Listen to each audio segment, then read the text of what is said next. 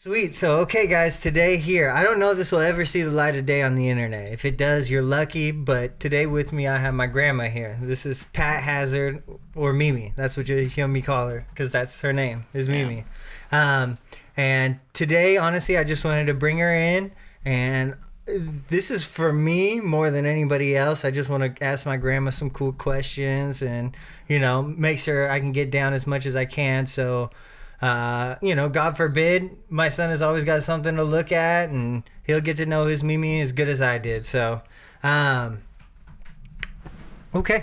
All right. Well, I'll let you set the stage. What brought you into this world? Well, I started to say my world started on a really good day. I was born on April Fool's Day, April the 1st, year of 1942, which was during the World War II, and.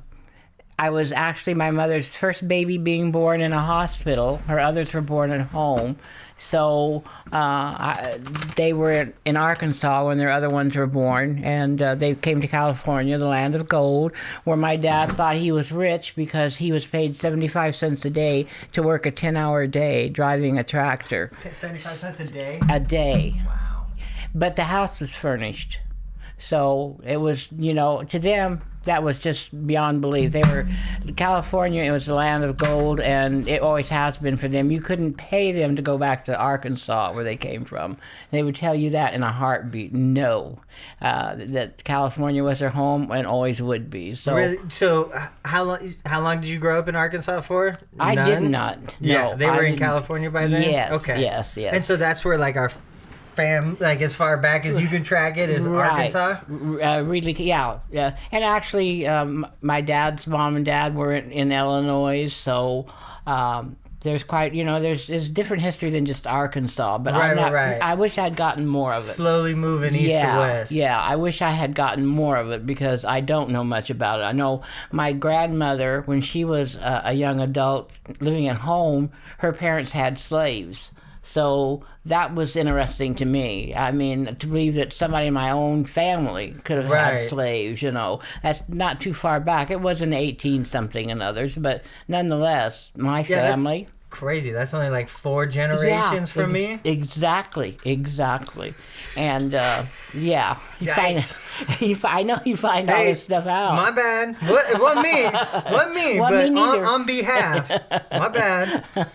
I know. It was just, she had pictures, and she also she saw a Wild Bill Hitchcock and Wild Bill Cody. Yeah, Buffalo Bill Cody. And the female, what was her name? Annie Oakley? Okay. She saw them in person in one of their live shows. Yeah. So that, I wish... I learned all this when I was real young, and I thought, didn't really care. I wish I could have held more of that memory that she gave me. But I did live with her one-on-one when I was about 8 years old. I decided my mom and dad and family came down from up in Northern California, where we were living, to visit at Christmas time. And I decided I wanted to stay with my grandma. And they let me because I'd had pneumonia, and the weather up there was really bad. So they decided, well, it'd be good for my health. They'd let me stay there. So about 9 months, I lived with her and was very close to her and learned a lot about her and a lot of her ways. And she was really a wonderful, wonderful, very strong woman. And I honestly credit her with a lot of who I am. Oh, nice. Yeah. Was that the only time you got to spend with her? Was those 9 months? No, but it's the most time. Okay. And like I said, it was one-on-one. I slept with her, I ate with her, and she taught me how to eat brains. And how old were you? What? Yeah, scrambled eggs and brains. Who would have thought it, right? Oh my God, I died now first, but back then it was pretty good stuff. But I was probably in between 7 and 8 years old, and I lived with her about 9 months, and we changed and moved, and I changed schools one time. And when I changed schools, I decided I didn't want to be Pat anymore. I was going to use my middle name, Ann. Oh, so okay. I'm Ann. And so I'd go to school and people would say, Ann, and I'd be walking around and who the hell are they talking to? I don't know, Forgot I told them my name was Ann. So it was quite an adjustment that, because they knew me as Ann and I knew me as Pat, and everybody else that knew me around knew me as Pat. But I was changing my person, and that was at 8 years of age that I wanted to be different than who I was. I don't know why. Interesting. Yeah, something there. So, what did your parents do growing up? My dad was a farm mechanic, and my mom was totally a mom. Okay. Totally a mom. When we got older, she worked in packing sheds and in turkey plants. Food processing, in other words. Older, like teenagers, able to take care of No. I actually started taking care of the family when I was 10 years old. Because, cooking, cleaning, and... Yes, because at 10, everybody thought I was 12. And so everybody, oh, she's so mature. She's so grown up. 10-year-old. They thought you were 12? 10-year-old, yes. And, Slight mathematical, clerical error? Okay. Yeah. And actually, some people would think I was older. I've been 5'6" since I was in the 4th or 5th grade. Yeah. Jeez. Yeah. I got my height early. And got my boobs early, so Sweet. Everybody thought I was old. No, but everybody thought I was older than what I was, and so of course I would play the role because I like that. Everybody thinks I'm so mature. Well, of course I am. Right. As I'm riding bicycles and throwing rocks at my brother and all that. But made my first cake when I was 10 because I remember it because when you make a cake, you have 2 layers. And you have the bottom, both layers have a bottom. Okay, so you put the top down, and then there's the bottom up there. And then you put that bottom there, and you put it there. But I didn't know that. No one told me that. So I put the bottom down, and I turned the top over, and I put the bottom down, and it cracked open like a volcano. Oh, no.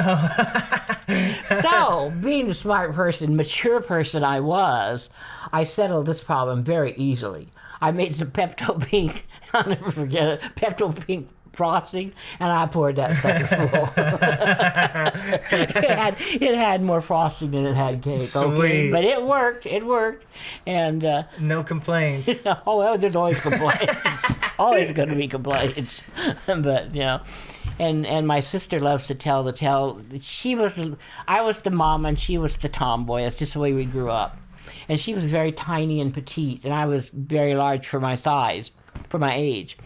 And I wasn't particularly fat. I was just big. I was a big girl. 5'6" in 4th grade. Yeah, exactly. And I was her boss because my mom would leave me at home. I'd take care of the kids, her and my younger brother. And she would be 7 and he would be 3, and I was their boss, and I was mature. Oh yeah, Mimi wielded the power. But I couldn't climb trees, and she could. Oh, okay. So every time I got after her, she'd climb a tree. Always a kryptonite. Yeah. That's hilarious. It was. And that was Aunt Sue? Yeah. Yeah. And she'd climb up that tree and make faces at me. And I told her, that's okay, you got to come down sometime. Yeah. And she knew her butt was going to get it when she came down. Oh, that's funny. Okay, so you said you were born in 1942, so you essentially grew up in the 50s then, right? Yes. So what was that time like? What was like the music and arts? And yeah, looking back on it. Were you even like really culturally aware? Okay, so I take it for granted, right? I got phones and internet and all that stuff, and like it's easy to get even over access. I take it was not, you had to go and search out the information back in the day. Oh my Lord. We had encyclopedias. They were probably 10 years old at the time, but that's what we used. My neighbor, my girlfriend, they had a phone that I could borrow, go over to their house and use. But of course, they were like, it was a party line. So everybody listened in on it, including yourself. Right. And so there was no privacy, none to be expected. Plus, we didn't even have a phone, God forbid. We're country folks. So, but my girlfriend did have. The music, I learned about Elvis. Okay. Oh my Lord, that man was just something wonderful. I mean, so how did you hear about him? One of your friends told you, or? Oh, it was just like teenagers do. Okay, I was like a freshman in high school when he when Nothing But a Hound Dog. And how old was he when he was making his rise? Oh, he was when he early first started. 20s? He was very early 20s. Yeah. Very early 20s, and he was just oh my God. And my dad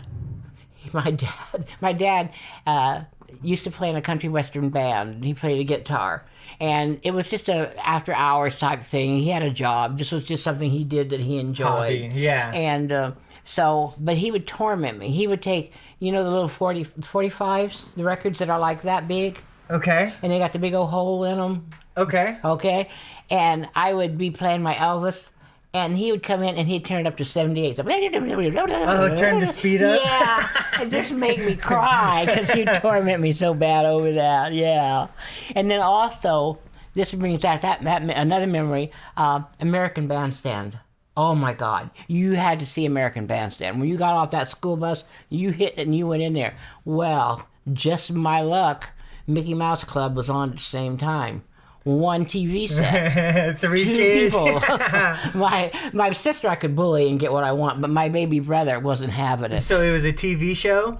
Every other day, I would watch. One day I'd watch it, and then the next day he'd watch Mickey Mouse show, and then we'd go back and forth unless I could bribe him out of something or do something that would go ahead and let me watch that because I can still tell you the main stars' names and stuff of the dancers that were there. So it was like a greaser show or something. Oh, they would God, sing no. and dance. What was it? Well, it was Dick Clark and American Bandstand. You have to. Okay. He was the DJ, and he would bring, it was from Philadelphia, and he would bring in guest singers, but just one or two, and they mainly played records, and the girls and boys danced. Oh, okay. So you got to see you got to see all the new hot dances and stuff, all the styles that, of course, this was that East was Coast. your MTV. Yeah, but this was East Coast, and we were West Coast. Okay. So it was a little different. Yeah. It was, a little different, but we didn't miss out. We had to watch that. I mean, if you missed out on that, you missed. Life didn't go on as you know it. So I would do everything I could to get to watch that show. But Elvis was, of course there were a lot of people that were quite a lot like him. I could just go on forever. I can sing almost every song. It's funny how you can keep the words to a song in your head. I'm almost 80 years old and I can still tell you Hound Dog and all the other things. Yeah. Oh, yeah. Interesting. It stays. What else were you into, like cars? Did you play any sports or anything like that? Now this is what you need to know and understand. Number one, you're a girl. Okay? I'm not. You are. Yeah, I definitely was. and okay, so being a girl, you can't do anything. You can't. Your big brother can go drag Maine. He can drive your parents' cars. He can go out late at night. He can go up and down the canal banks, do what he wants to do. But you're a girl. That is not allowed. Something tells me that didn't sit well with you. No, it didn't. Now, I finally got a boyfriend, thank you, Lord. Okay. My parents were honestly very lenient and very trusting. They did trust me, and they should have. I mean, I can just tell you very honestly, they had every reason to trust me. There was never anything, let's say, below the belt. Okay, right. It just did not happen, not in those days. And really, back in those days, if you got pregnant, if you were a teenager and you got pregnant, you disappeared. You were gone. You went to your aunt's house in some other state. Or you were starting a new life. Yes, you did. You did not stay there and have that baby. It did not happen. And how come? Was it because of your peers, or was it because of your parents? It's a multitude of things. Number one, you have to realize back then, this is the biggest thing that changed. This is what changed our culture. This is what changed the culture right here to where we're at today. Birth control pills. Okay, there was no birth control back in those days. You know, of course there were condoms and stuff like that, but you and I both know on that when you're a young teenager, you're not going to worry. Yeah, but when one of the things that went around when you were a teenager, if you didn't want to get pregnant, you took Pepsi and shook it up, and then you took a douche with that, shook up Pepsi. Then you wouldn't get pregnant. It would wash it out. You wouldn't get pregnant. That's how you did it. Dude. So kids were still wilding even without the internet. Yeah. Okay. Oh yeah. Misguided. That Beautiful. Still happened. Yeah. Okay. Yeah. To some people, not to this lady. Okay, good. I'm glad to hear that. Of course, I'm married when I was 17. Well, so what does that say? I'll one up you. One of the newer trends in life is soaking a tampon in alcohol and shoving it up your butt, and it gets you way more drunk than my Lord. A lot less liquor and hits you way faster. So that makes my butt hurt just to think about that. That's ingenuity because it does work. It's not a failed Pepsi douche. Oh, okay. Well, let me tell you, Pepsi douche. In case you're wondering, it does not work. Yes, that's why we have the internet. Yeah. So really, girls. Okay, just even in school. Okay, in school we did have a basketball team of girls, and we did have a baseball team of girls. But this is like still In pretty school, yeah, and in high school, you're not in grade school or anything. Right, Oh God, right. no. You could play volleyball, but that's about it. And it was very tightly controlled of boys and girls. Girls cannot this. Girls. I grew up hating being a girl. I really didn't want to be a girl until I became an adult. Now I've decided, I'm glad I'm a girl. Yeah. But growing up, it was horrible. I mean, you just could not do anything. You just, And everyone was kind of the same mindset. Yes. Oh Lord, yes. Yeah. I wasn't in it by myself. Yeah. It's just the way it was, and it strictly was. I mean, you just couldn't. It's clear to me of what you couldn't do. What was expected of you? Okay.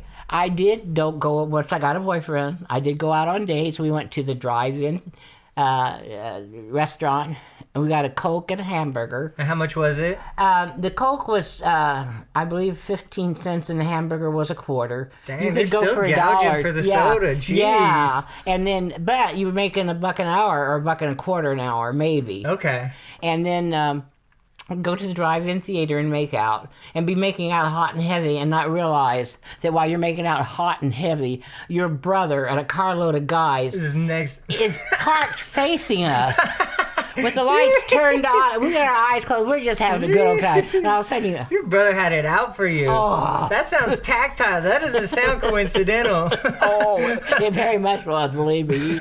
He pulled up and had his head, flipped those headlights on. And there we are, nice. just making out to be like hell, And so Sweet. funny, yeah. Yeah, things like that. So, okay, we could go to movies. There were school dances, but my boyfriend didn't go to school because he was a dropout. Okay, so, sweet. Yeah, and so there really wasn't an awful lot. You go to the movies somewhat, but not real often. I don't know. There just wasn't an awful lot to do. There really wasn't. Just point blank period. Yeah, exactly. I try to think back. What did I do for entertainment? Because, like we are. I mean, I did have my own radio. Okay. I had my own radio, and I could play that as late as I wanted to at nighttime, as long as I kept it down quiet. We didn't have any TV, and didn't get TV until I was 12. Okay. So, How many channels? 3, I believe. Was anything good on? It didn't even come on until like 1 o'clock in the afternoon. Oh, yeah. And it went off at midnight, and you had to stand because they played the national anthem, and in my family you stand and you salute it, So we did that faithfully. Interesting. Oh, yeah. That's kind of cool. Yeah. They would shut the TV off and end it with the national anthem. Yeah, and there was and there's nothing going. I mean, the TV is off. There's nothing It's there. bedtime, people. Go to sleep. Yeah, there's a picture of I remember this one, an Indian head. That was the screensaver. Like a chief, Indian chief? Yes. There was an Indian head, and I'll never forget that. Because when they delivered the TV, my parents were at work, so I had to be at home so they could deliver the TV. And they got there probably like 12 o'clock or so, got all hooked up. And I'm sitting there watching that, waiting for 3 o'clock to come. Just sitting there watching that TV, Indian head. I'm going to see that TV when it comes on. They didn't have a TV guide or nothing back No. then to tell you either? That's and hilarious. it was black and white, no color, Yeah. black and white. And What were like some of the big movies that came out in theaters and stuff? Or at least just... James Dean movies. Rebel Without a Cause. You should see that. Everybody should see Rebel Without a Cause. Okay. Yeah. Sal Mineo. What else could I think of? Because I did go to the movies quite a lot. I had a crush on John Derek. You don't even know who he is, but oh my God, he had the eyes. Oh, he had the eyes. Okay. And what was the other movies? God, there were some very good movies. Jimmy Stewart, really good. Randolph Scott, really good actors, and I love this one. He was the bad boy. Robert Mitchum was his name. And he's got those dreamy bedroom eyes, and I'm just, you're teenager girl, crazy. What can I tell you? And my dad just flipped his wig. Now, my dad... Found out you had a crush on the movie star? Well, no, there was a reason. No, it wasn't because it was a movie star. He didn't care about that. This man was 6'4", the gentlest person you ever want to meet. My mom was 5'2", and anybody would rather tango with my dad than her. Okay. Given, I'm here to tell you, but. I was talking about Robert Mitchum, and he's so dreamy, and I'm gonna go see it. You're not seeing any of his movies. Why? Because he had read somewhere that Robert Mitchum got arrested for drugs. Oh. He was a drug. And I don't even know what the drug was. I'm sure my dad didn't either. It probably was marijuana, but it was drugs. Oh, it was drugs. So that took him right off the list. I didn't take him off my list, however. So it sounds like life got real interesting for you. So, well, you probably graduated in like 60? Yep, yeah? 1960 I graduated. Okay. And so life got pretty interesting for you the next 10 years then, huh? What'd you do coming out of high school? Okay, you realize... Did you graduate high school? Yes, I did. Okay, sweet. And what you need to know is that, I'm married at 17. I'm married at 17. The dropout? No. Okay. I stayed. He went overseas. He was in the Navy. That's why we got married. I know now we got married. What was that, like Korea or something? He was on the Navy, so he was on board a destroyer ship. Oh, just on deployment? Yeah. Okay. So, I as an adult, I know now his dad didn't want him to go over there and get caught by some floozy. So his dad kind of engineered that we got married, so his son was safe while he was over there. Yeah. He didn't want... Gotcha. He didn't want him bringing one home. Yeah, okay. But there's more to the story. It gets better. So, okay. That is why, he hitchhiked from Long Beach, California to where I lived at, which is probably, 500-600 miles. Holy crap. Yeah. Did you ever do any hitchhiking? Mm-mm. Okay. No. And he hitchhiked, and we met what was called the Y, and parents were there, my mom and dad, because they had to sign because I was too young to marry, and he was too young to marry. But anyway, we all went to Reno and got married there. So we had one night of paradise, and maybe 2 nights of paradise, I'm not sure. And then he was gone for 6 months while I finished school. And when he came back, I was a senior, but I had enough credits ahead of time, and the principal was understanding, and he let me go ahead and leave. So for you, what was that like? Did you feel like you were married? Was that a normal thing? No. Did it feel weird to you? No. Okay. No, because we'd been boyfriend and girlfriend for a couple of years. Yeah. Oh, at that time, I keep forgetting. I'm the mature one. Oh yeah. See, I was mature enough to get married. Gotcha. Oh, okay. Yeah. I knew better than to think I was mature enough to make crazy decisions at a young age. Oh I think. No. Mm-mm. Everybody always. I still made quite a few crazy decisions, but nothing too, mature or major. When you had your mom and dad telling you this, your grandmother, everybody telling you how mature you are. Right. You believe it. You hear it enough. Dang, I am pretty dang good. Same thing. Yeah. Same thing with telling a kid they're shy. Like, he's just shy or something like that. Yeah. It really is. Interesting. Yeah. So I went to when he came back. I moved up to San Diego. Was it? They were Long Beach, San Diego first, and we got our little apartment up there. And there were like about 5 or 6 other couples that were aboard the same ship. So it was a real fun time. Didn't have no money. Had to sell pop bottles to get gas money. Sick. Okay. Yeah. Biscuits, 10 for $1. Those cans of biscuits, you get 10 for $1. So you were able to get the house with his like. We rented an apartment for $50 a month, Sweet. Utilities included. Bet that's a deal. Oh yeah. You could pay your rent in pop bottles. Yeah, wow. Just about. Let me Good tell old you. days. You need a lot of pop bottles to make. 2,100 these days. Yeah, I know. That's the truth. Yeah. But and that's San Diego too. Yeah. I'm telling you. And then of course he was there for like 7 or 8 months, and then he went back overseas again. Well, I stayed there. No, I'm getting confused. When he was in the Navy, I went back home. Okay. And I stayed with my parents during those 6 months while he was overseas again. When we came back, I went back up there again with the same friends and the same ship and the same. So it was all pretty good. And then when he turned 21, because he was under 18 when he went in, when he turned 21, he got out of the Navy. They gave him an kind of early out release, yeah. Mm-hmm. And he moved. We moved back down to Los Palos. That's in Los Banos. That's the little hometown that we grew up in. Okay.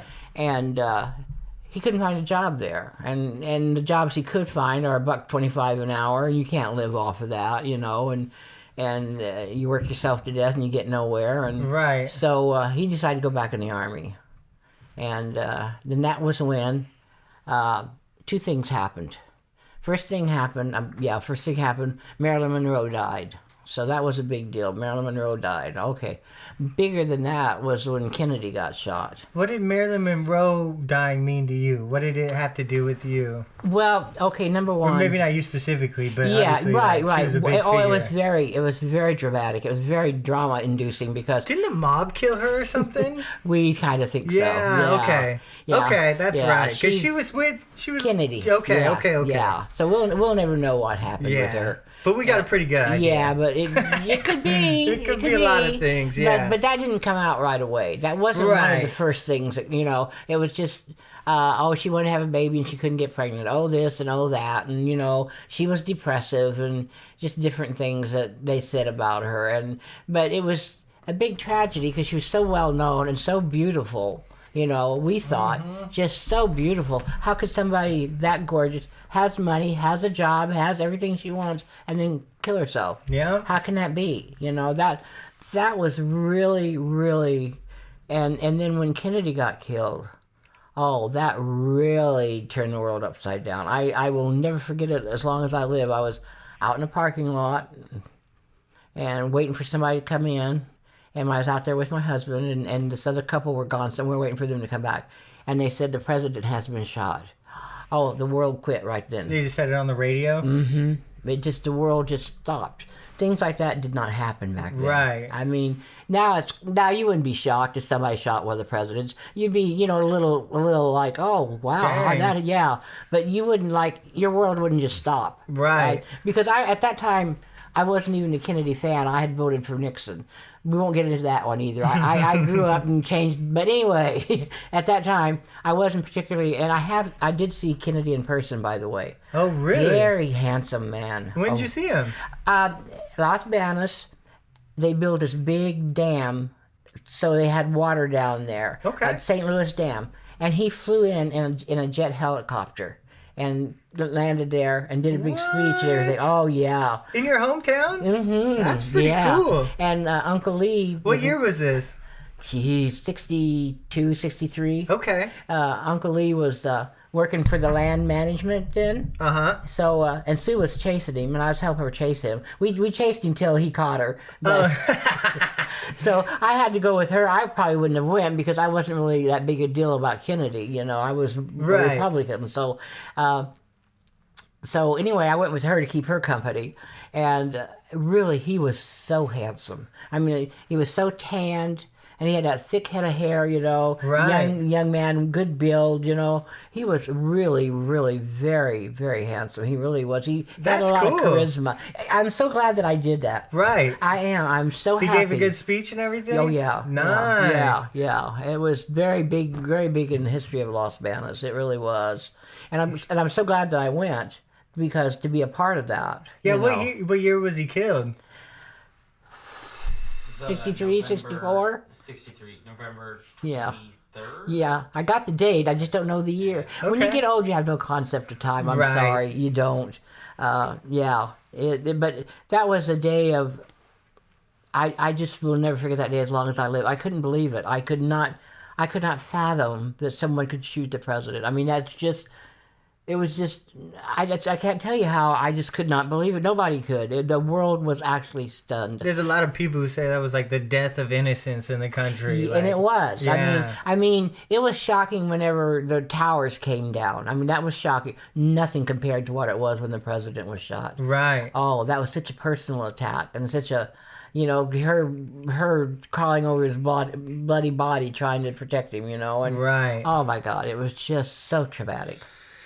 It was really traumatic, and it took a while to get over. And kind of what was funny on that too is my ex-husband, because that's what he is now. He's also dead, thank you God. But nonetheless, he had joined the army, and I'm very serious. And he had joined the army, and so that just scared the crap out of him. Because somebody killed the president, we're going to war. Uh-huh.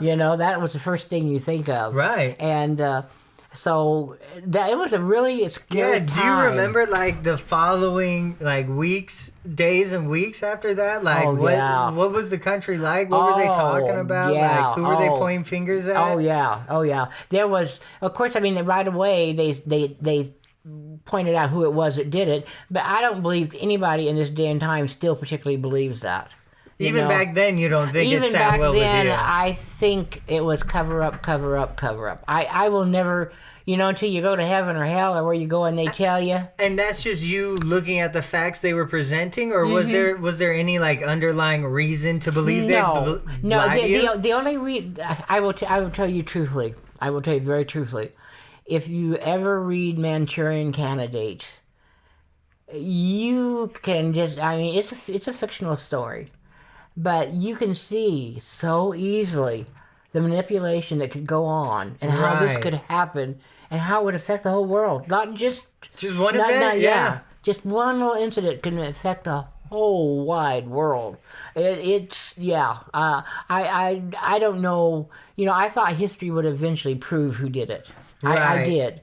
I don't think history has proven anything. I don't, No, I wouldn't say not to the public. No. I mean, I just don't see it. I am not comfortable to say that Lee Oswald did it. I'm pretty sure Lee Harvey Oswald. Yeah. He probably did. Who knows? And you'll never know, I don't believe. Yeah, he probably played his part. Yeah, Was he the only guy who... Was this a solo man? Yeah. Yeah. Well, he belonged to a group of people, but he was a man that solo did it himself. Right. But there's other people that said no, there were more people involved. The man on the hill, the man there, all different. So some things I guess you just maybe are better off not knowing. You have your, Right. What difference does it make? He's dead. Yeah. No shit. Especially Yeah. Interesting. So. Where were you at for when the space shuttle hit the moon? When it hit the moon? That's an when it landed on the moon. Yeah. Well, that's an interesting. No, I really again, that's another thing. Okay, so we're United States of America My grandma's citizens. a conspiracy theorist. This is lit. Okay, well, I didn't have this at first. Well, that's what I've seen so much. Yes. I've seen so much that. Well, and that's why I'm asking for like in the moment thing, because I like. I know I might have mentioned this to you in an earlier conversation, but like up until, before the internet, it was way easy to fool people. Oh, like, yeah. Or at least it was way harder to prove it was, true. And how do you know? How do you know they were actually up there on the moon? Right. Be real. Okay. Be real. So, but... you weren't at the time thinking it was fake, though. So what was going on at the time? Well, do you remember? I have a couple of reasons for remembering this. I do remember it, and one of the main reasons I remember it is because this is a thing between the United States and Russia. Right. This is the space races.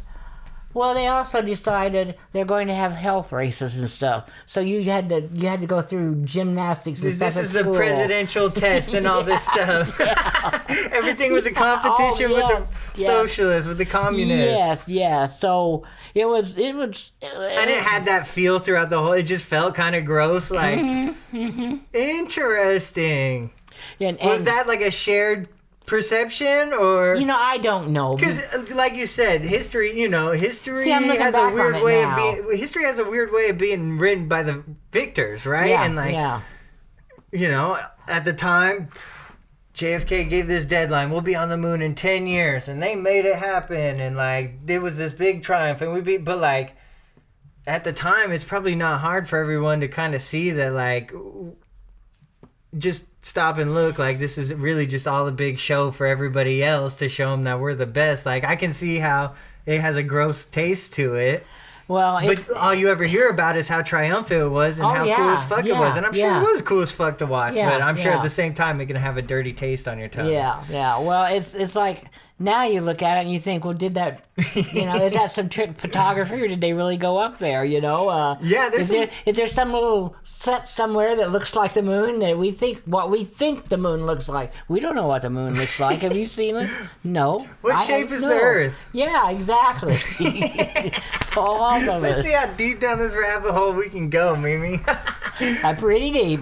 Yeah, we weren't anticipating the producer to need to pull anything up, but he did bring the little laptop with, so if we need to, we can work him. I'll throw you the Wi-Fi here in a minute. And I'm sure you don't remember the Cuban missile. No, you don't. Well, you never heard the Cuban Missile Crisis? You Oh remember that? yes, You of heard course. about And that? I was slowly making my way along things, but Okay. again, because I was gonna ask about like the Vietnam War and like. I was gonna see if you had heard of like what the Gulf of Tonkin and how it was all kind of just a false flag thing. Again, I wasn't actually anticipating getting into, because it's just something I got up my sleeve if we wanted to go there. But well, the Vietnam War is a whole different situation. I mean, because I lived it. I had a husband that went over there. I had a baby born while he was over there. I had, okay, I don't remember, of course, because I wasn't old enough to remember it, but World War II. Okay, that was, I know you've seen enough TV movies, to know it was a big thing. Did you have any like family that you know of who fought in World War II? Yes, and died. But we have an uncle buried over in Hawaii. Well, he isn't buried in Hawaii. He don't know where his body's at, but his name is scrolled on the Punch Bowl Cemetery. Oh, really? Yes. He was in Pearl Harbor? No, he was on board a ship out in the ocean, and they sunk the ship out in the ocean. Oh, wow. Yeah. But Dang. I asked because I was curious. There was a time when, like in San Diego and coast towns like that, you had to keep your windows all covered up. And you couldn't have no lights coming out. I mean, that's how serious of a threat they took it. Becca, I know she was telling me about how there was some like tracking. This was like along I-5, and they had like anti-aircraft guns as defense along like I-5, and there would be like pretty daily like air raid sirens and stuff like that, and you would prepare and this and that. And she was saying like there was like a commercial plane that got shot down or something through confusion. They were in the wrong airspace or something, and it got shot down. But she was like, there was full on like anti-aircraft guns mounted like right near I-5. Well, yeah, right. I mean, they had explosives come putting up out of the water onto the shore here, even here in Washington. Wow. Did a couple of places, water mine. I don't know what those are called. Well, you've seen them. Yeah, they're metal and they little balls and they float. Yeah, they're mine. Yeah. But I was curious because I asked my parents, and I asked other people also, were you ever afraid that you were going to lose the war and be dominated by the Japanese and the German or whatever? And she said, no, they never had that fear. They always knew that they would win.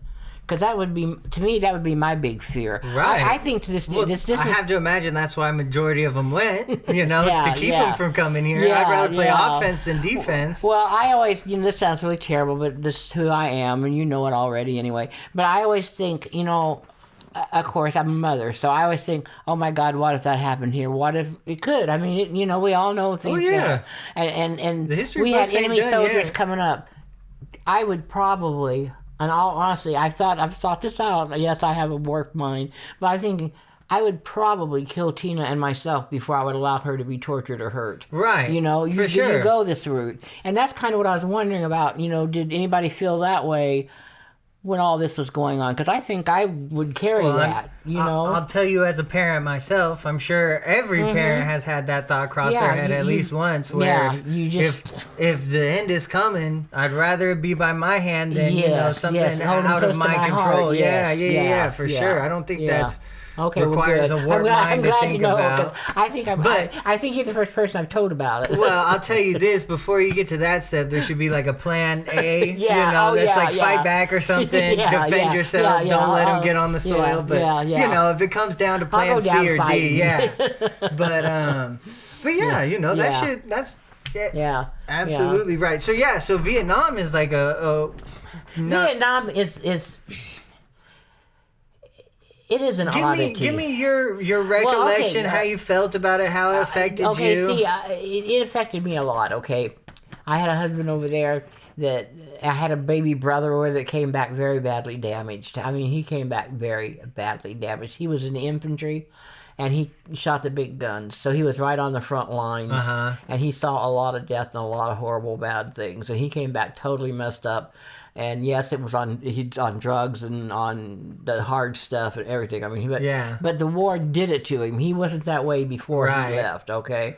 He was that way when he came back, and he finally eventually got straightened out and was okay. But it took quite a while. Good to hear. Eventually, you got straightened out. Yeah, but it took a long time. Unfortunately, like veteran suicide is a huge thing, especially even now. You can. Just by looking at pure numbers, there's something like 60,000 Americans who died in the Vietnam War, and I think in the war in the Middle East, there's been something like 2,300. So just by that metric alone, like what is that? 30 times more carnage just in life. Yeah. Like, it was such a mess anyway. When it first started, it started back in the 60s. We don't even know that. I mean, Secret Wars. It was going on long before we got there. Yeah, exactly. And it's kind of our MO is to pick a side on a civil war that's been going on for a couple years. Yes. And the guys would be given guns, but they wouldn't be given any ammunition.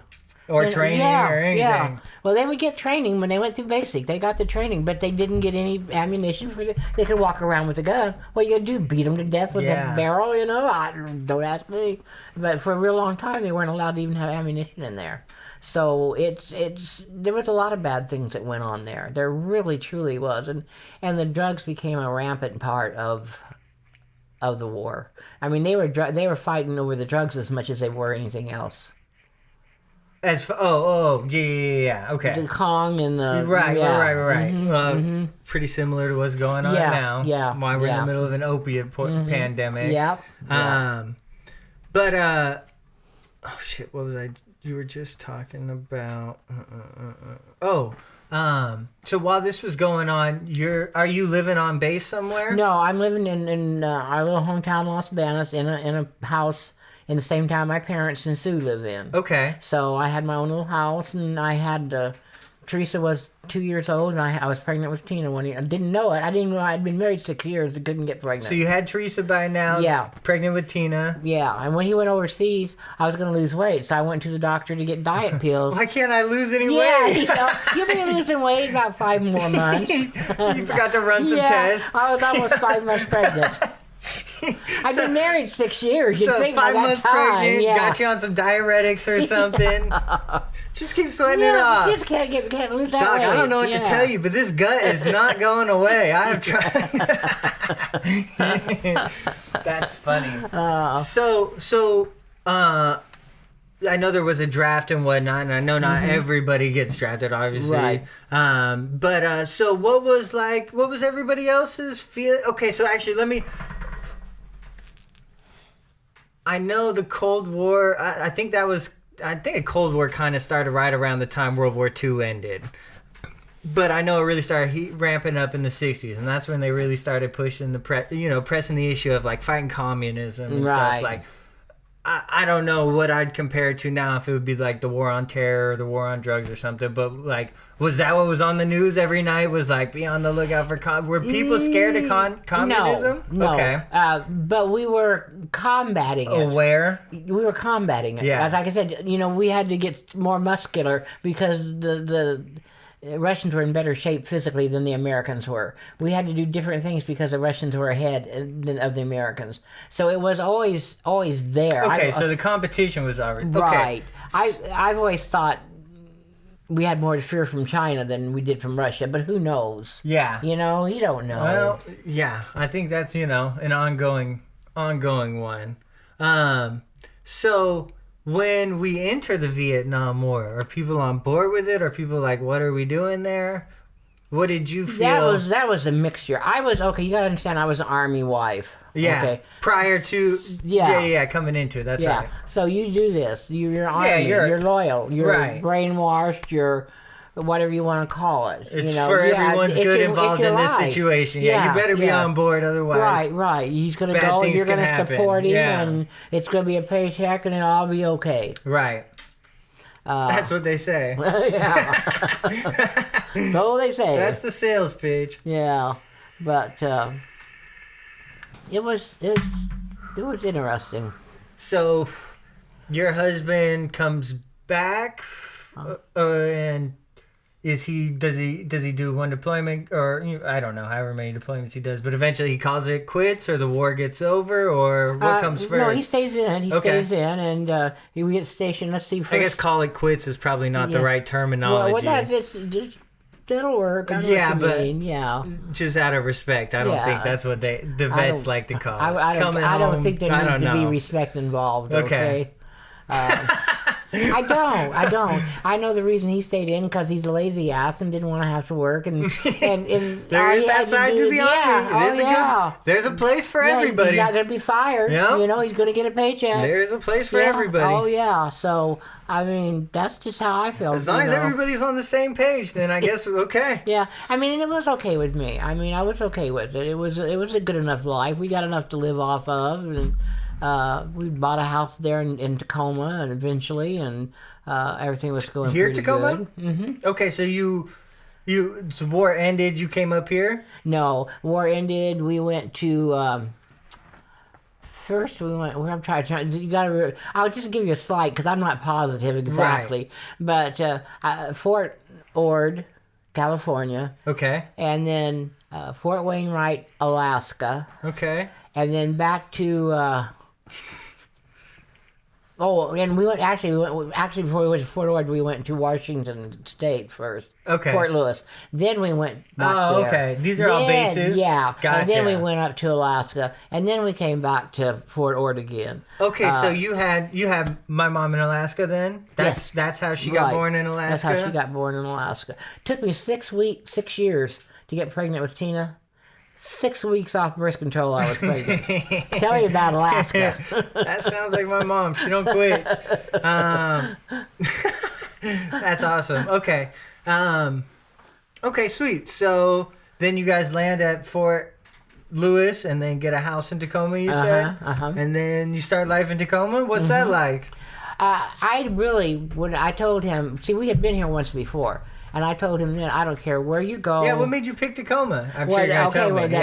I told him, I don't care where we go. I don't care any place about whatever. Just don't go back to Fort Lewis. When we were here the first time, we were on base. We lived on base, and we lived in this big old apartment, duplexy, like 6 apartments. And we were the only family living in it.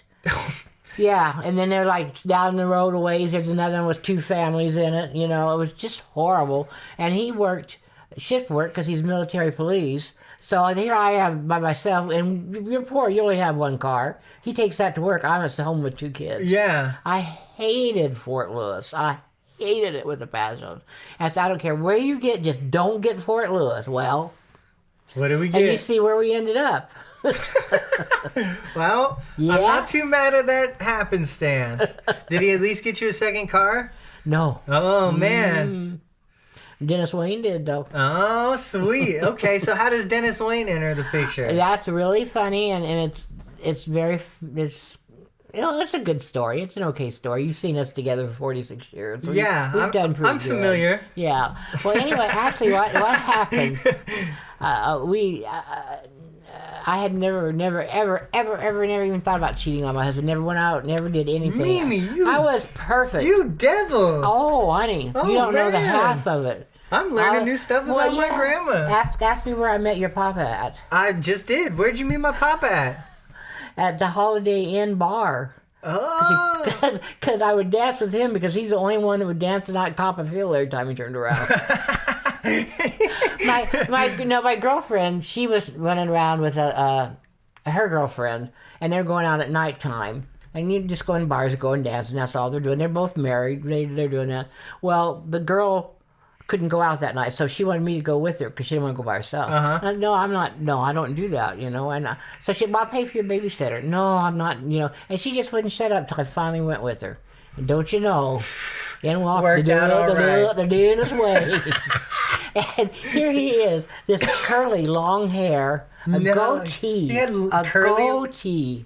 bed. And his hair he was... still got the goatee. Yeah, but this was the goatee. Oh, well manicured.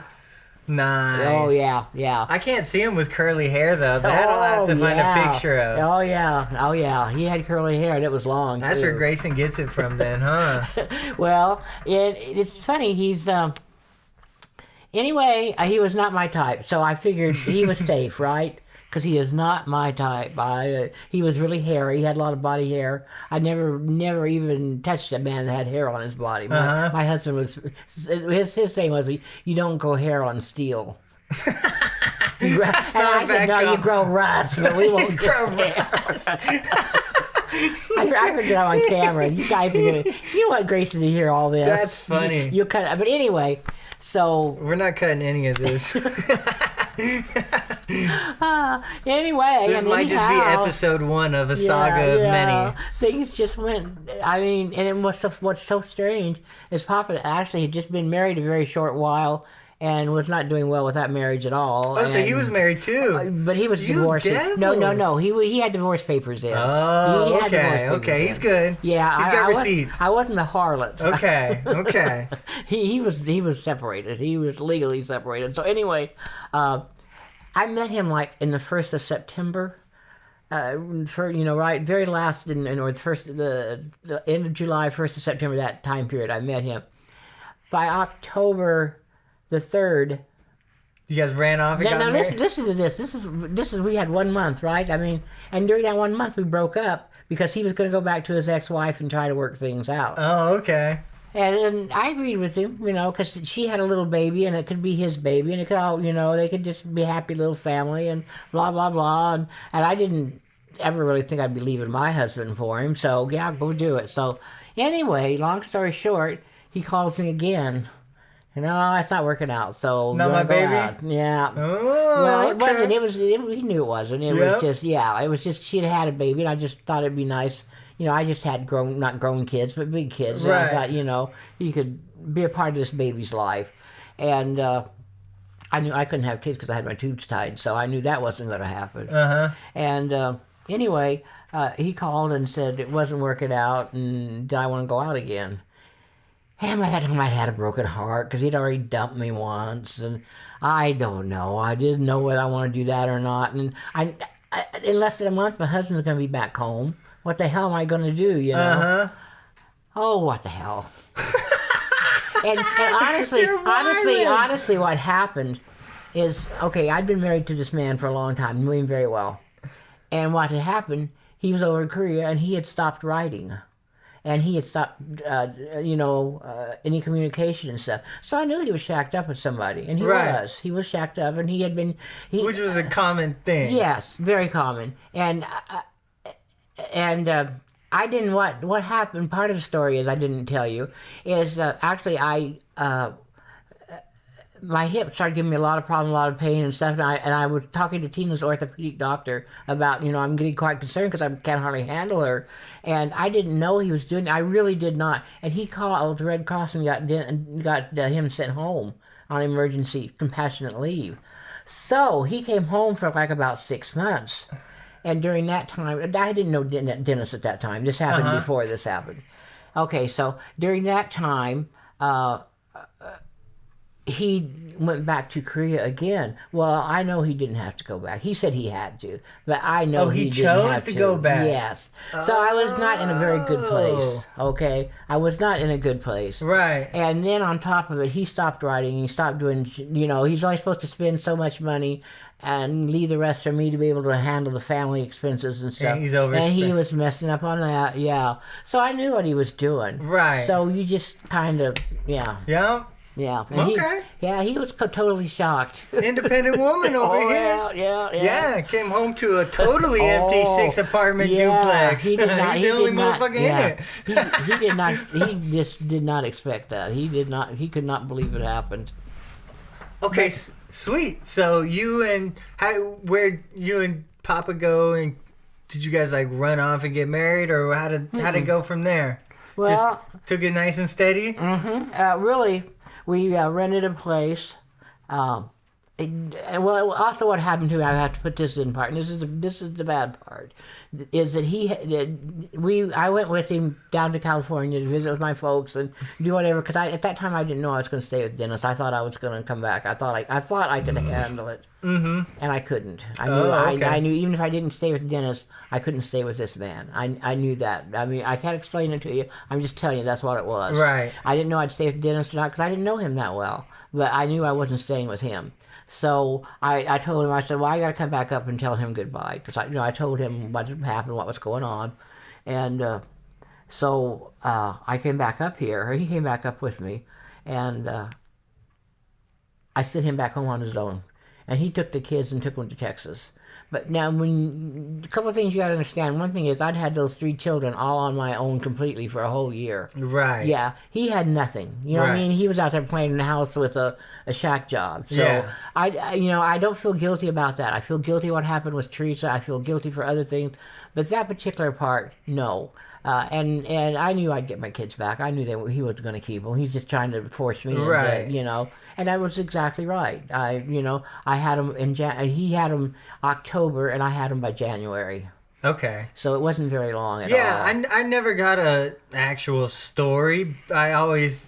but I heard the word kidnap. Yeah. I'm glad to hear it was at least like supervised in some sort of manner. Yeah. Yeah. And we were getting ready to go pick the kids, go sneak the kids off base and bring them back up here, but we didn't have to. He brought them. Right. And I knew he would. He wasn't going to raise 3 girls. Excuse me. Selfish prick. He was not about to. Sorry, Grayson. But anyway, so anyway... So you leave him, and now Dennis, you're an independent single mother. No, I never was, because Dennis and I moved in together right away. I'm not gonna lie, we did. We moved. We rented a house together, and we lived together. Sweet. So I've never really been a totally independent woman. No, but I was gassing you up for the next chapter of your life. I did grow it, as you could. I think you know I'm pretty independent. Yes. Yeah. Yes. Yeah. Because you did not. Were you single mom until they were old enough to get out of the house? No, I was. When did you start? Did you just start working at Boeing, or? No, I didn't ever work at Boeing. I went to work out at Air Force Base. Oh. McCord Air Force Base. I'm tripping, really. Uh-huh. Oh, I didn't know that. I could have sworn you worked for Boeing. No, I worked. I worked for Boeing, and I became a shop steward. Union at shop Boeing? Steward. Just Air Force Base. Oh, okay. Okay. Yeah. Then I went to work for the Union. Oh, okay. That's what I'm thinking of. That's what you're thinking of. Yeah. Gotcha. Okay. And you started kicking ass in the Union and worked your way up. How long were you with the Union for? I think 17 years. Oh, wow. Yeah. Okay. How long did you work with the air base for? 11 years. Okay. No. Nice. 87. Yeah. Mm-hmm. Okay. Sweet. So. Where does that put Yeah. us?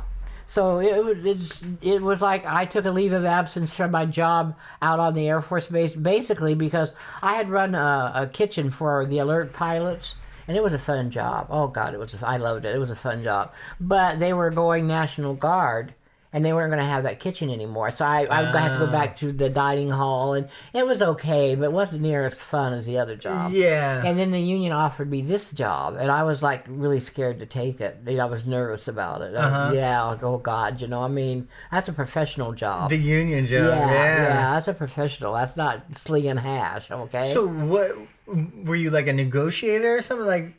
I did everything. I negotiated. I recruited and started union. And what time frame is this? Is this like 90s? I started in 80. When did I start? 87. I started in 87. And the funny thing is, one of my first business trips I had to make was up to Alaska to represent the people that worked in the hospital where your mama was born. That's right. That's hilarious. That's pretty cool, though. It was. It was very cool. You got to tell him thank you. Oh yeah. That was pretty cool. So, okay, answer me this. I always get conflicted. Were the 80s like a strong economic time, or were the 80s like a recession time? That's hard to say, and I'll tell you why. Because we always had money tight problems. Den's jobs, he worked for a welder, and he'd get when he worked, he made really good money.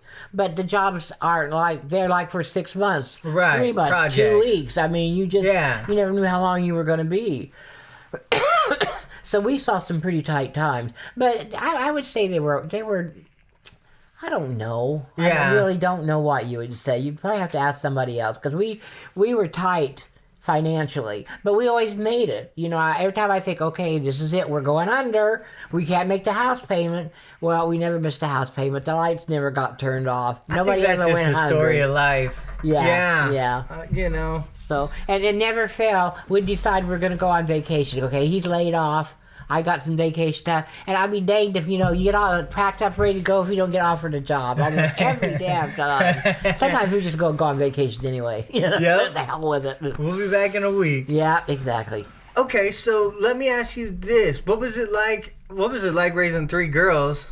What is that like raising 3 girls? Okay.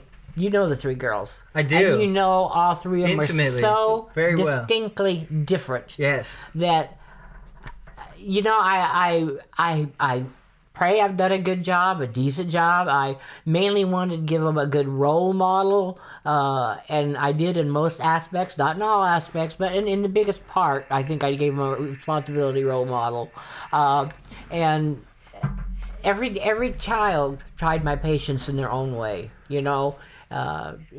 Teresa just plowed me under. Mm-hmm. And so she kind of paved the way for the rest of them, She was, Yeah, everything was easy after her. You'd seen, I've seen this play before. Oh, Lord, you have no idea. You really don't. You have no idea. You don't know half the horrible stories that are to be told that we're not going to tell. So by the time it was Mom's time, she thought she was slick. You were just tired of acting like Karen. Exactly. I didn't want to know. Yeah, that's funny. So that's funny. Actually, one of the questions I have on here is, did you have expectations for your kids, right? Like when you were raising them, when they were babies? That's a good question. That's a very good question. And you know what? I did. I didn't have the right expectations for Tina. I had them a little bit more for your mother than... She improved it and did it all right, but not the way I wanted her to. I wanted her to go to college. I badly wanted her to go to college. Okay. And I know now she wishes she had. Yeah. But I really encouraged and really tried. I think she'll tell you that very hard to get her to go. Everything possible that I could do to encourage her to do it, I did. What was her reasoning for not wanting to go? She doesn't like school. She just wanted to experience life and get out there. She could make good money at Boeing's. Why worry about it? Yeah, she should have been a teacher. You be sure to tell her that. But you better be standing about 10 feet away when you do it. That's funny. So talk a little bit about raising Tina and what was that like? You know what? That is very interesting because when I first... Okay, with Tina... I guess for those who don't know if this does make it to the internet. Yeah. Tina has cerebral palsy. She doesn't walk. She's in a wheelchair. She's got pretty good speech and good social graces and understands most things that a 13-year-old would understand. So she's got a good life for where she's at and what she is. But the school that she went to really enforced independent living. That's the thing that they supported most.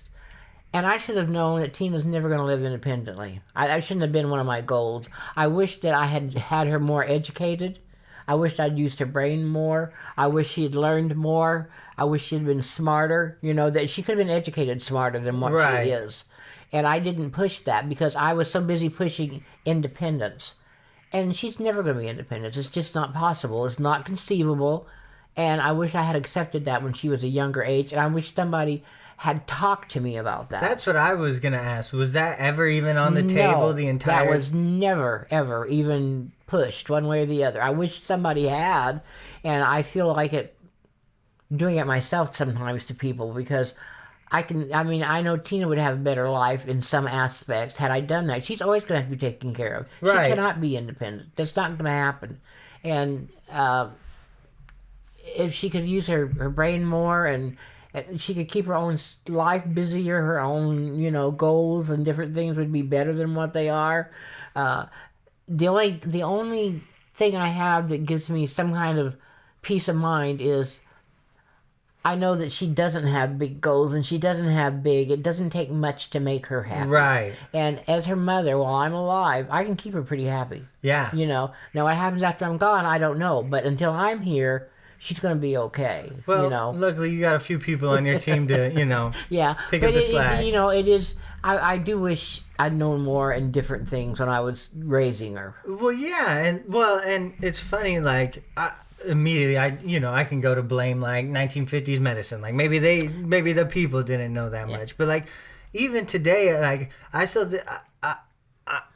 not that it's some my own grand idea or whatever, but I got kind of turned on to the idea of like instead of when you're 18 you get kicked out and you got to go fend for yourself, like I guess I understand, but like when you stop and think about it, why does that even make sense? Like, isn't your whole job as a parent to like raise them? Yes. And if you do a well enough job, like maybe you should have a big enough house to, there's nothing, you don't need to kick your kids out. They can, as long as they are responsible and they're doing what they're not mooshing out. You do a good job of raising your kids. Yeah.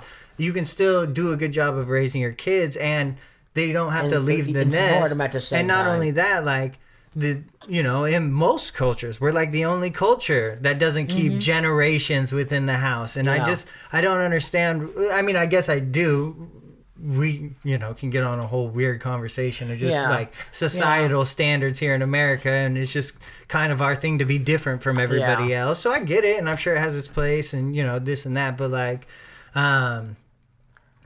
yeah, I would imagine it shouldn't be that much of like a crazy thought to think, well, does she have to be independent? Because like, again, I'm not a doctor, but like I've had enough. But that's the way the school system was. The school system was geared. They would make them take baths. They would make them take baths at school sometimes so they could do it independently. Well, she's not going to take a bath independently. You wanted to drown? I mean, what? Yeah. It's up to you. I mean, you got insurance, not a problem. Oh my God. But, it's just not going to happen. And they were so... one of the things they wanted to do was there was a program over at Good Sam. And I don't know, I want to say it was 2 months long, but it might have been a month. It doesn't matter. Time period wise, it was a good bit of time. And during that time, when she was still in high school, so that means she was under 21, under 20. During that time, they would take her over, put her in this hospital setting, and teach her how to live as an adult. How to fix her food, how to do this, and all this other different things. But I could have no contact with her because whenever you interact as a parent to a child like that, then that sets them back. So the only way they would do it is if I accepted their commitment of not seeing her for over a month. And like I told them, I said, I've got a married daughter. I won't go a month without seeing her. It's not going to happen. Good. I'm glad. It's like... Because that doesn't sit well with me. Just here, I'm like 30. I was just listening to this thing on Ted Kaczynski, the Unabomber. And like when he was young, he had like some sort of developmental disease. And that was it was like some chunk of time where he couldn't be seen by his parents and like... He wasn't held. He wasn't cradled. Anything like this. Like, I'm like, that pretty sounds like front facing on its value. Like, on its face value, that doesn't sound like it is probably a good thing. Yeah, a month away from the parents at a young age. Yeah.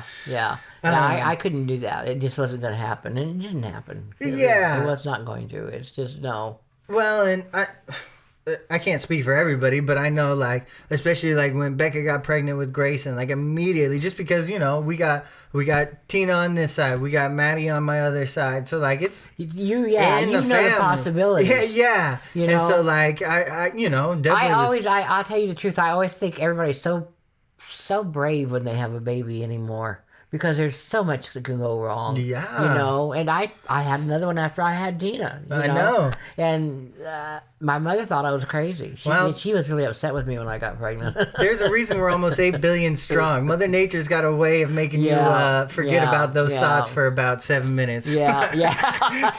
she needs a small window to get her work done. Yeah, true. Very true.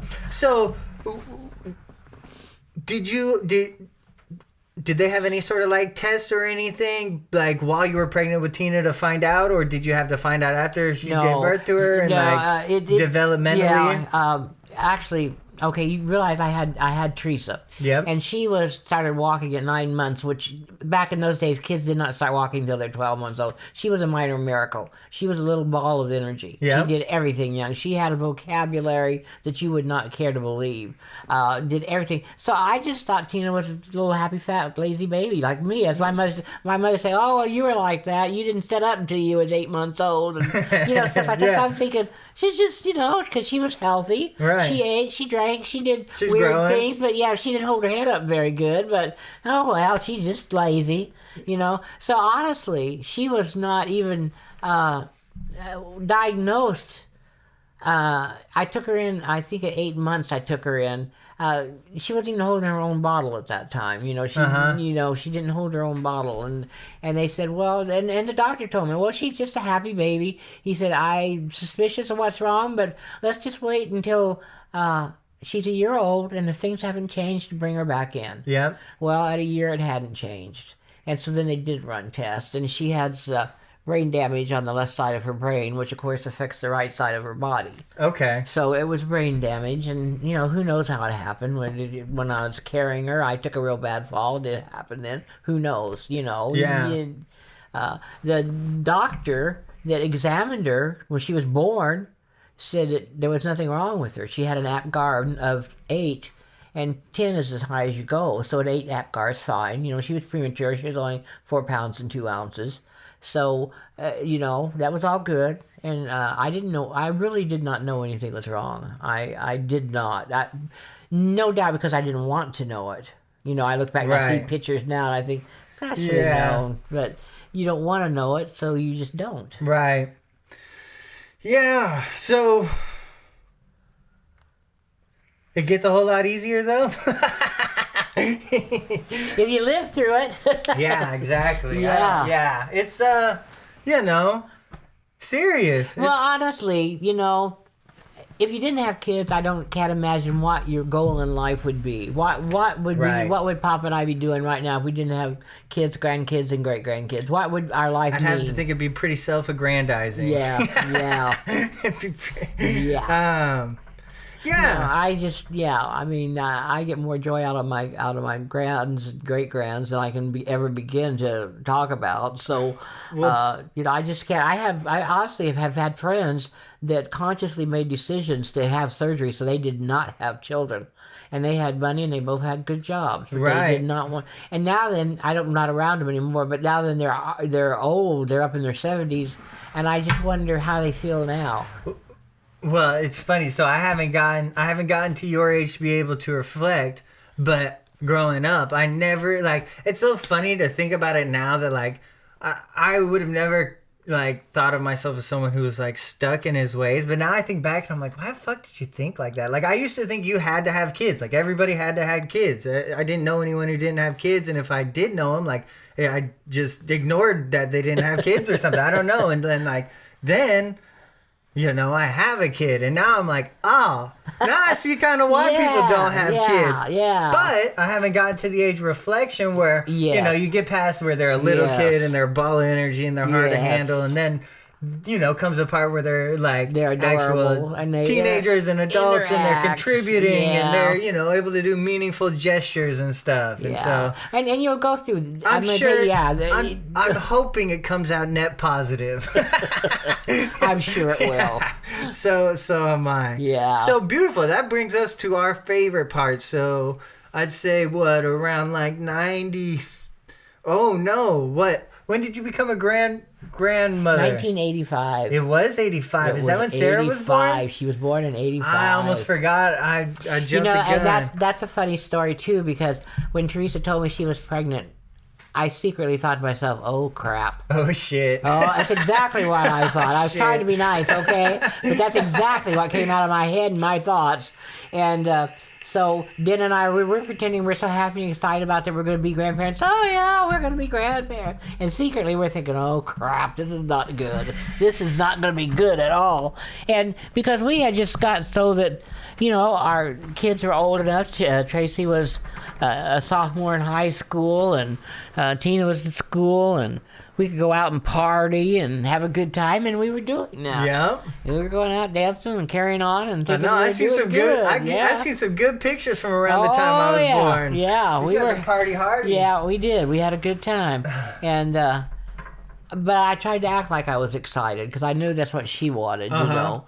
And oh my God, first time I saw that baby, I was so rapt. There was never, ever, ever, ever a minute that I ever had one moment's regret. How old was Teresa when she had? 19. Okay. And maybe 20. Let's see. Sarah was born in March, April. Oh, she just hadn't quite. She turned 20 in April. Oh, okay. I think. No, she turned 21 in April. And did she meet Jerry in school or something? No, Jerry's not Sarah's father. Oh. Philip is Oh, yeah. That's right. Okay, that makes sense. Okay. Okay, sweet. And Teresa didn't go to school. Teresa quit school when she was about in 6th grade. Oh. Yeah. Dang. Oh, yeah. Oh, she got after it early. Yeah, oh. How do you... I mean, I know... you don't even begin to know. No, I guess not. No. Interesting. Episode 2 coming soon. No. Family secrets locked in the vault. Where they shall remain. Okay, but let's get to the important grandchilds. The ones who's sitting on the chair with you. Oh. And the other ones, too. And you know what? I can kind of... The day that your mom told me she was pregnant, it was the day Mike and Sharon and... me and Papa and you and not you. Well, yeah, you were there. I was there. You were there. And, I was there. Doug and your mom and they told us that you were pregnant. That she was pregnant, and I was really happy. And I told her I was really happy for her because I knew that's what she wanted. I said, but I tell you, I'm really sad for me. And she said, why? And I said, because that baby's going to become the most important thing in your life. and I will tell you truthfully, there were times when I came before your father did. Okay, right. I know that, and you know Tracy knows it. Everybody knows it because we had a very close, very tight relationship. Yeah, I think that's part of the deal with your first wife. Yeah, she's still pretty close with her mom. Yeah. And so I knew that I would lose her a lot when she had you.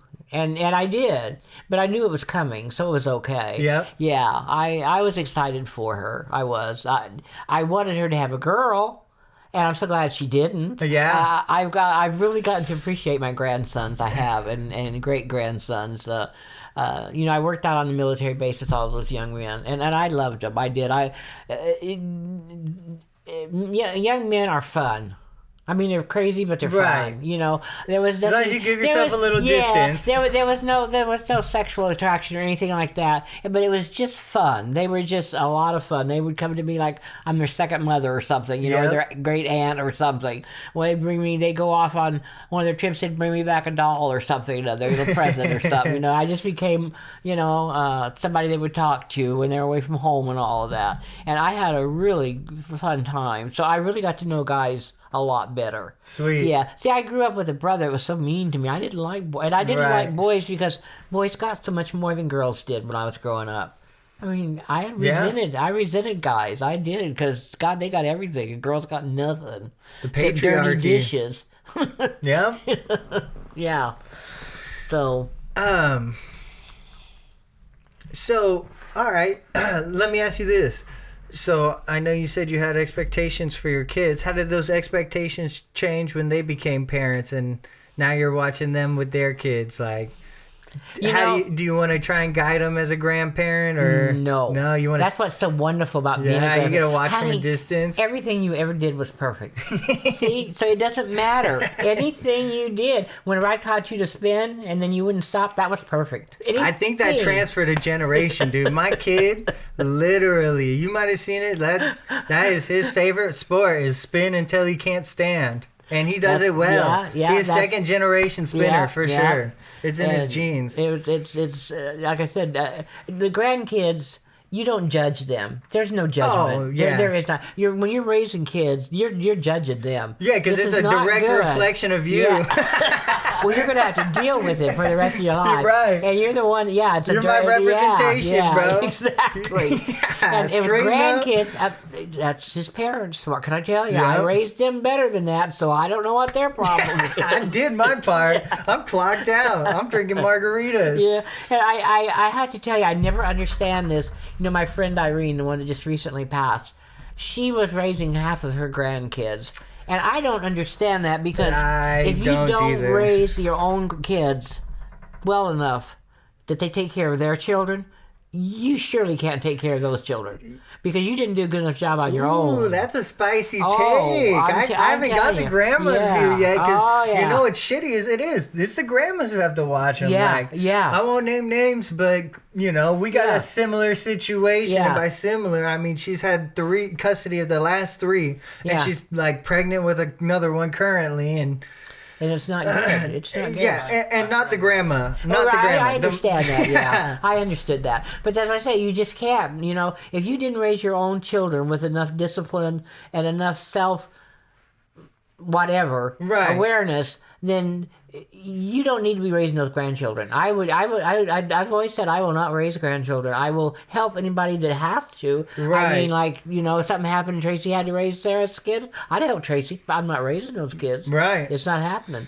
I'm not. I'm a grandparent. And that's what I'll die. Yeah, grandparents are part-time, Yeah, not full-time. and when no, grandparents, all they are for is for love. I mean, really, I'm sorry. I'm not gonna make you do something you don't want to do. Right. I'm not gonna make you who you're not. You know, it's just not gonna happen. You're perfect like you are. Why would I want to change you?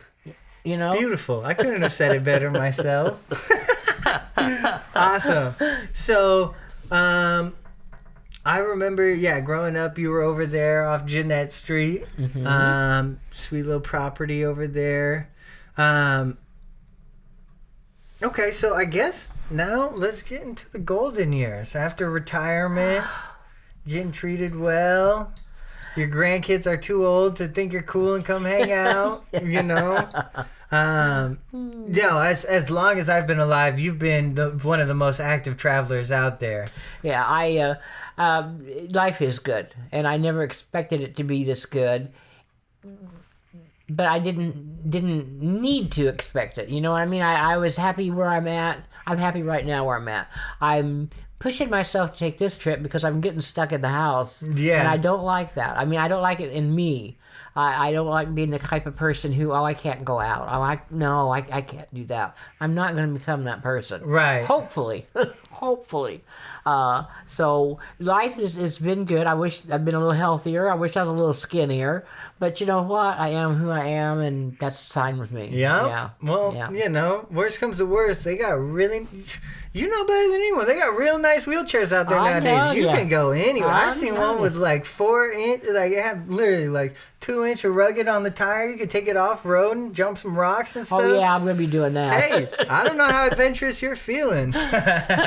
So you're about to go to Key West here in just a little Yeah. bit. So what's out there? What made you choose Well, to? I am a big fan of Ernest Hemingway. Oh, really? Okay. Yeah. And so a lot of his life was lived there, and a lot of his history is there. So I want to see that.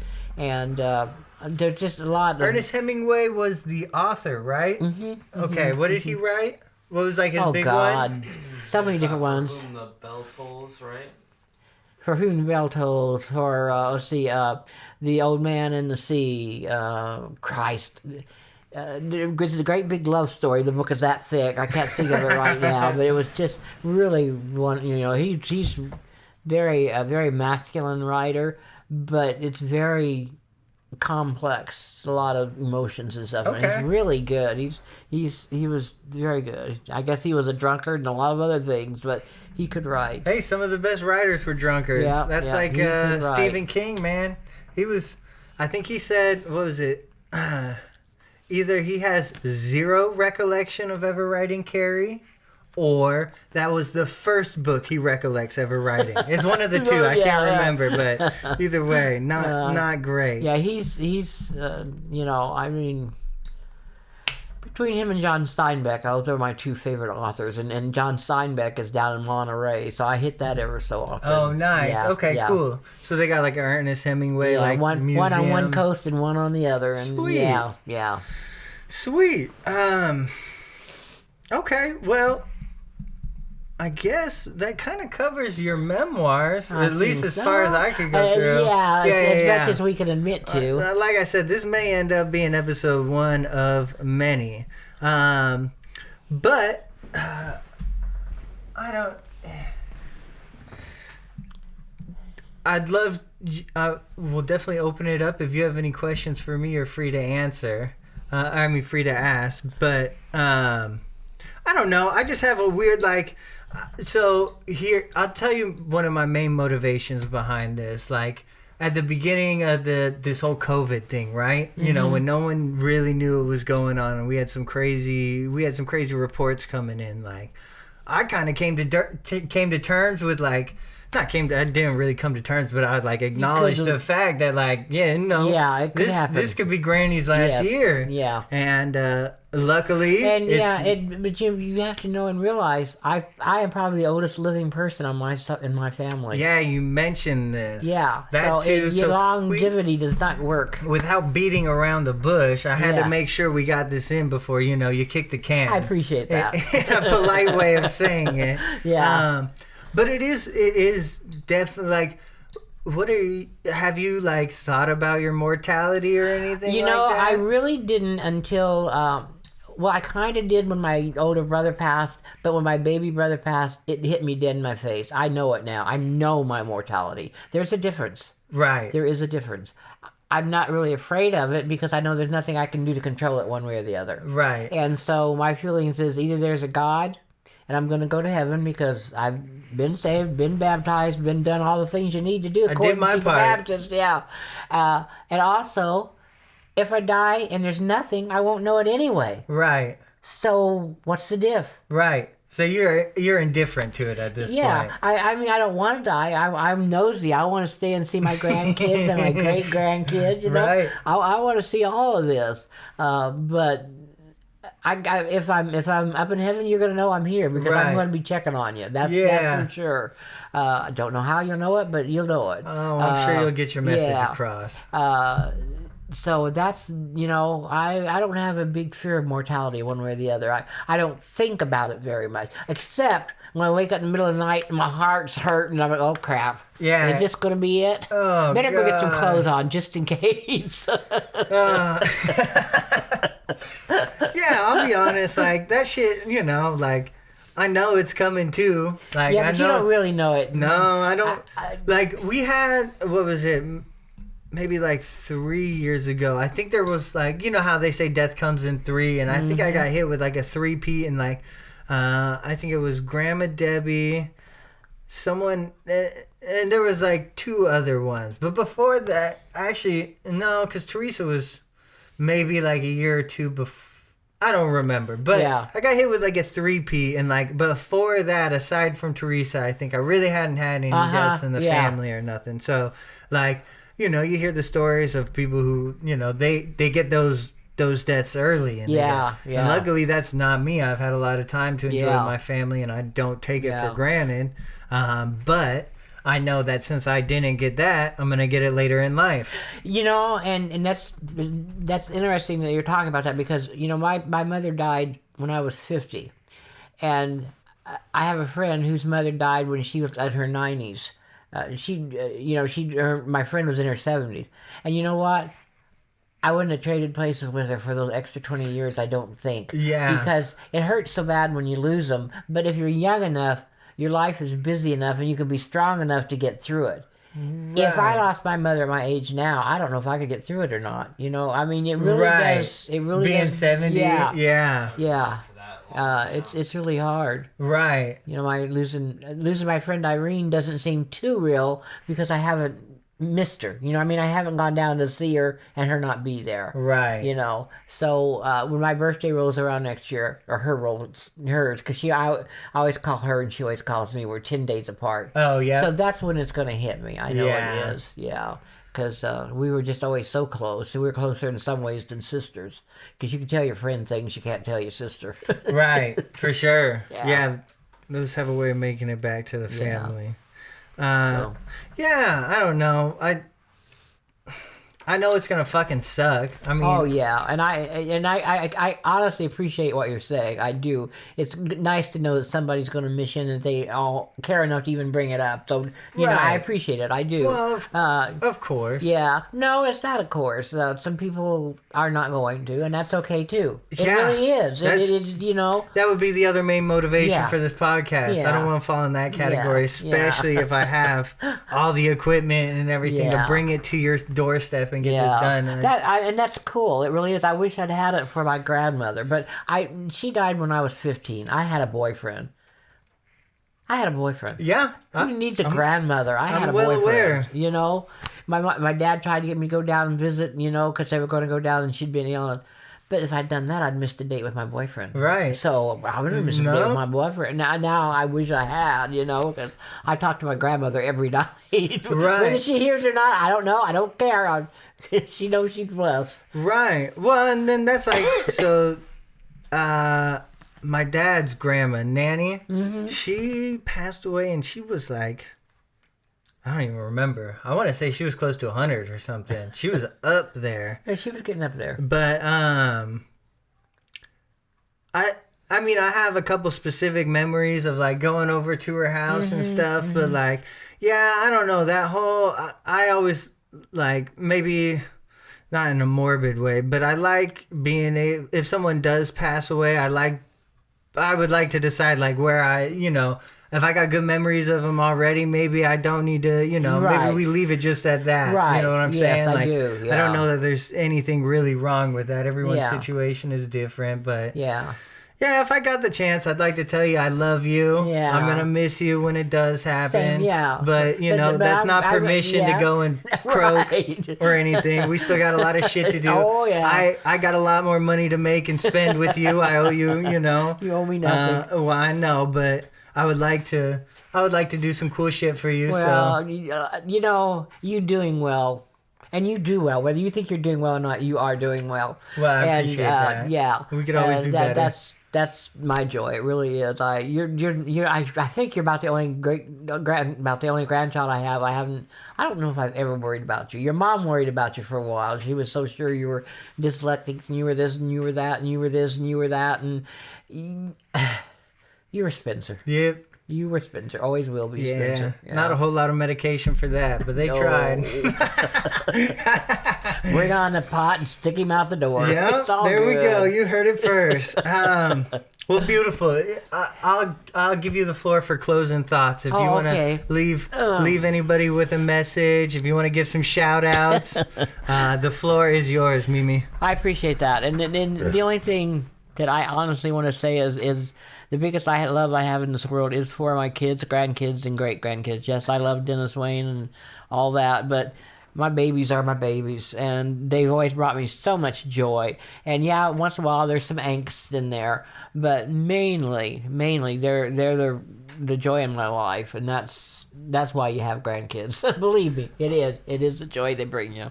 So have kids so they can have kids. Yeah, exactly. Don't have And kids. Yeah, don't think that's gonna be The fun good. with kids starts when they have kids. Yeah, and you get to go ha ha ha ha. Isn't Yeah, that let's see fun? how that works out for you. Well, beautiful. All right, guys, this has been another episode of Tac'd with Spencer P. I Yeah. don't know if this will ever see the light, but goddamn, am I glad we did it. Yeah, we Thank did. you, Casey. Thank you, Mimi. Yeah, And, Casey. Thank you. Appreciate this. Yeah, maybe we'll get you in on another episode soon. I think you got everything.